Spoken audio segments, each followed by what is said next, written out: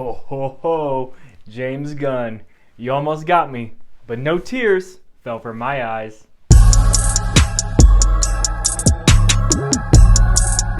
Ayo, what's good? Welcome to The Gist with me, Jared. In Guardians of the Galaxy Volume 3, we find our band of misfits trying to save one of their own, Rocket Raccoon, from an impending death. Their quest to save their friend takes them on a journey, fighting many adversaries, primarily being the High Evolutionary, a being obsessed with creating the perfect species. My sacred mission is to create the perfect society. He didn't want to make things perfect. He just hated things the way they are.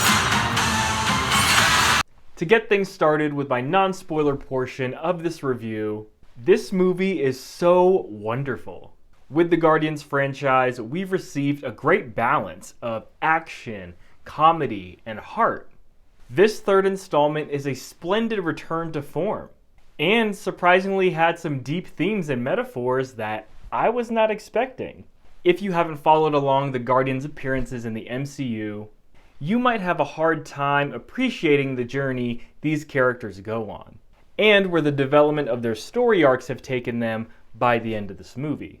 There are a few lines of dialogue that quickly and briefly explain where they've been, but I still don't think that delivers the same depth and impact that one would have if they've seen all the relevant movies and media. That being said, the character development is really good in this film. All of our main characters get great moments, but Rocket Raccoon is the clear standout and focal point of the movie. The flashbacks given to his character's backstory were heart-wrenching. As a pet owner myself, anytime a movie or show brings up animal cruelty, it just hits me different. I can't help but imagine my dog being hurt, and it immediately gets my blood boiling. Parents of young kiddos be warned, the imagery of these flashbacks is pretty intense and skewed towards the horror sensibility. I like these scenes and found that style to be narratively effective in terms of the story being told. However, it may be a lot for a child to watch despite some of these animals being good characters. Aligned with the intensity of our flashbacks, it was easy to hate the bad guy, the High Evolutionary. I actually found that there were some moments and scenes where I could sympathize with his character and understand his extremely flawed viewpoint, but once he hurt an animal, all bets were off. I was right back to thinking, this dude has to die. Horribly. Job well done on the performances all around. I was very impressed by Zoe Saldana's portrayal as Gamora. It was cool to see her play a different, more intense version of the same character. Comedic delivery was great. A lot of those jokes worked for me. As is common in the Guardians franchise, that soundtrack was awesome. Great song selection. I enjoyed how and when they were used in the movie. Also, that team-up action scene, that was exceptional. Overall, Guardians of the Galaxy Volume 3 is a blast at the movies. If you're looking for an action-packed, fun, and funny film, this Guardians movie might be for you. Be sure to set proper expectations as there's a bit of goofiness and a lot of jokes. Now time for some juicy spoilers. He left out some important information, but that is the gist of it. Yes! Thank God they're all alive. I don't think I could have recovered emotionally if one of these Guardians died.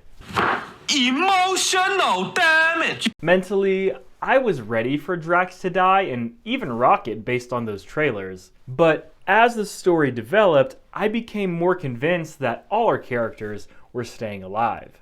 Though James Gunn almost got me with Peter at the end there. As mentioned before, there was depth and layers to this film that I wasn't expecting.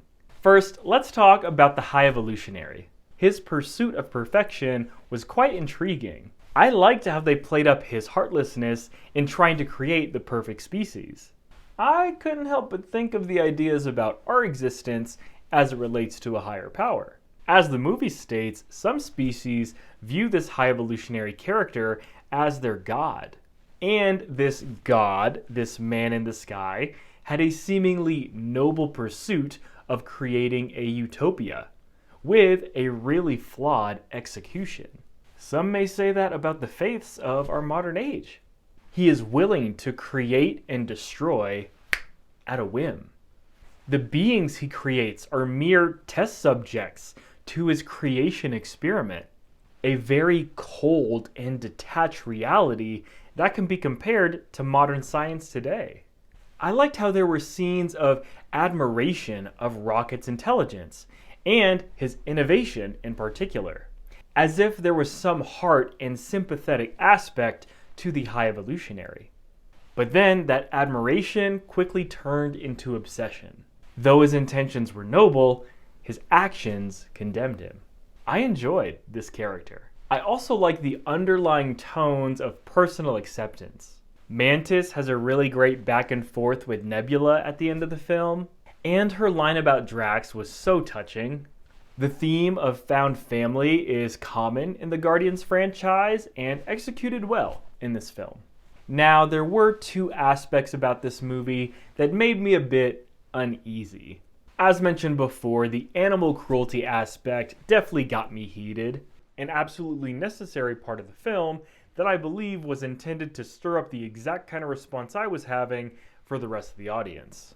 And secondly, with the kids in cages in the third act of the film, I couldn't help but think of the human trafficking problems we have in our day and age. Though the movie wasn't heavy-handed on this aspect, and admittedly I might be reading into this a bit much, it was a part of the film that was a bit unsettling. And the nitpicks I have with this third Guardians film are: 1, the runtime was a bit long. I felt the 2.5 hours at times, but honestly, I'm not too sure on what I would take out. There were some sequences in the first and second act that were a bit long, but I don't think that removing them would have made a substantive difference in my viewing experience. And my second nitpick is with Adam Warlock. I think the cognitively developed child in the physically developed adult was fine narratively, though personally I would have wanted a more mature adaptation in hindsight. Loved how powerful he is, that we finally got him, and that we'll probably be seeing him more in the MCU. Just didn't like that aspect. Hopefully they develop him more in later MCU installments. Finally, I like that this movie served as the final chapter to this version of the Guardians of the Galaxy. The closing scenes explaining where each character was going was executed well. I'm sure we'll be getting a good portion of these characters in a future Avengers movie, but it's a nice bow to put on the proverbial ending of this version of the Guardians of the Galaxy. And that's the gist of my spoiler-free and spoiler-filled review of Guardians of the Galaxy Volume 3. What did you think of Guardians 3? Is this movie a return to form for the MCU? What was your favorite part of the movie? Who do you think will join the Guardians team in a possible future installment? Hit me up, let me know your thoughts in the comments down below. I'll catch you next time on The Gist.